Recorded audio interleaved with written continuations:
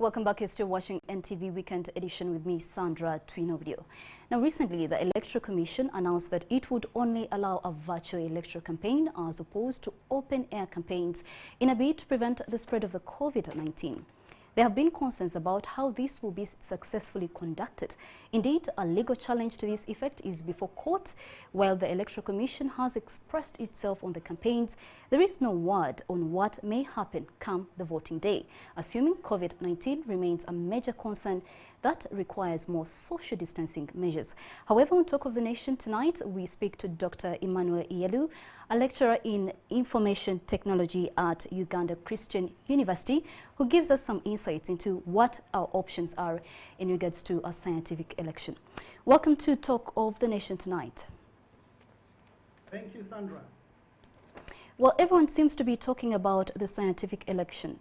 Come 2021, how do you think, paint for us a picture of how it is likely to be carried out in the sense that we want it to remain socially distanced come 2021?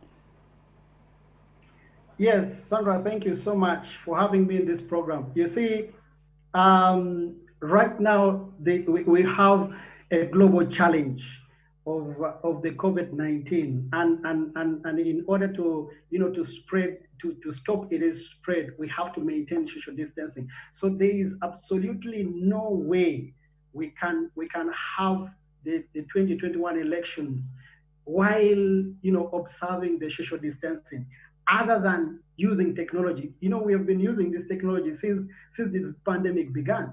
We've been using it for education. We have been using it for different purposes. And we can use it as well for conducting elections in 2021. And we are talking about the mobile phone. And the mobile phone is handy.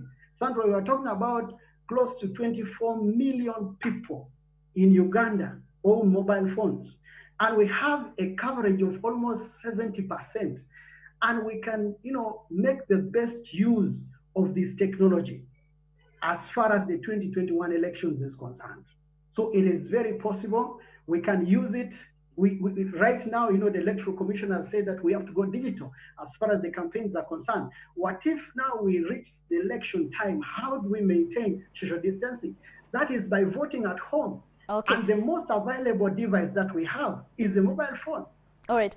We also know from my simple research on you, I know that your PhD was in regards to using mobile phones in elections. How can Ugandans and viewers watching us tonight actually use a mobile phone to cast their ballots for their preferred candidates? Thank you. There are various, in my PhD, I suggest various ways of using it. First of all, we can have the SMS-based kind of voting. Many of us have used SMS kind of procedure for sending mobile money. So we can use the same procedure actually for voting. Especially for some of us who have basic phones, we can use the SMS style of voting to cast our vote. But we can also design mobile applications. For some of us who have smartphones, we can design mobile applications that can be downloaded and somebody can be able to use it. We can also have web-based web-based voting. So we have three forms that we can employ as far as casting your vote in 2021 is concerned. And they are all very secure. So just to clarify on one thing, are we talking about smartphones or even the old analog phones can work in this case? Now, Sandra, both phones can work. Both phones, for the basic phones, we call them the basic phones, the katikiti keys, okay? And then the smartphones, the swipe phones, we can use both. And with SMS kind of voting, you can use it in both phones. So there is no problem about that. Now, we can provide for those who want to use the application-based mobile app. We can design a mobile app, and then somebody can download and use it for casting the vote. So in case you don't have a phone, you don't have a smartphone, you don't have a basic phone, you can still access the website where you can cast your vote. So we have so many options. There's no need to worry. All right. Well, do you think we actually have enough time between now and 2021 to prepare Ugandans to use mobile phones to cast their votes, just in case the Electoral Commission decides to take on this initiative? I do believe that we have very little time. However, we can begin this project with, say, the LC elections for next year.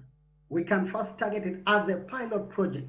We can say all LC elections will be cast through mobile phone, and that will be our first pilot scheme. And we will learn from there before we migrate to the parliamentary elections, probably in 2016, and the presidential elections in 2026. I mean, so, but for now, I think we can lower it to the LC elections All right. next year. Now, Dr. Emmanuel Eilu, we also know that some Ugandans, and probably those watching us tonight, have probably one or two or more phones. You know, how will we ensure that we avoid fraud in the voting process, so that one person does not get to vote for the same person several times? How can that be avoided? Now, this is a system design issue, which is very easy to handle. Okay, so together with the Electoral Commission, we will just give you your voter number and your PIN, and that is all. That is what you use to access the system. Now, when you cast your system, we have very strong algorithms that we can use to secure your vote. And in fact, when your vote reaches on the other side of the Electoral Commission, you should be able to receive a message saying that, look, you've casted your vote safely, and that vote would be tallied. So we have very strong algorithms that, you know, it's not very easy to break in, and they can keep your vote very secure. So you're saying that it's not very easy to break in, but I know you're in support of using technology to actually cast our ballots and vote for our preferred candidates. But we know that technology can be hacked. Are there chances? What does technology can be hacked? I mean, the mobile phones can be hacked. What are some of the challenges in regards to the hacking of the mobile phones to bias the voting process? What are the solutions to such instances? Definitely, we cannot rule out the hacking. But as I can tell you that we have used mobile money, we have sent millions of shillings through the network, and nobody is complaining. I mean, we have very strong mechanisms that can secure our vote. So long as definitely there is the political will. As far as the technology is concerned, by the way, the least challenges that we have with such a kind of election is actually the technological challenges. But many of the challenges are derived from the political and the social. But as far as the technology is concerned, it is very easy to handle such problems. Right.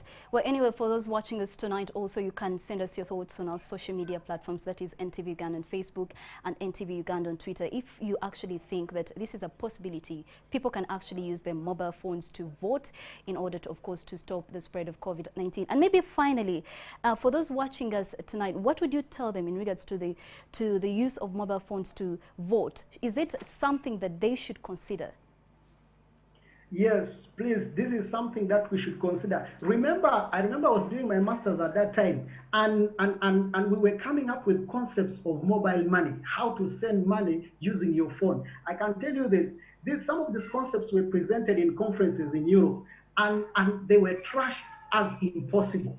But if Uganda can be the first country to begin this thing, like Africa was the first, Africa was the first to begin mobile money transference, using mobile phones for transferring money. Now we see the same technology has been carried over to Europe. But I can tell you the use of mobile phones for voting, if given an opportunity, we have the best scientists in Uganda. We can try it out, at least first of all for 2021 with the LC system. And probably in 2026, we'll have it for parliamentary and presidential. So there is hope. All right. So there is hope for us to actually vote for our preferred candidates using our mobile phones. Thank you so much for joining us tonight on NTV Weekend Edition. That was Dr. Emmanuel Eilu joining us via Zoom on tonight. Thank you all for joining us. And of course, we believe that the candidates, the Electoral Commission, and you, the voters, are watching us tonight. And you're going to think about this. Is it something that can be done? Is it possible even? Is it able to guide us in our struggle to stop the spread of COVID-19. Thank you all for joining us, and do send us your thoughts in regards to this particular topic on our social media platforms. That is NTV Uganda on Facebook and NTV Uganda on Twitter. Do keep it NTV.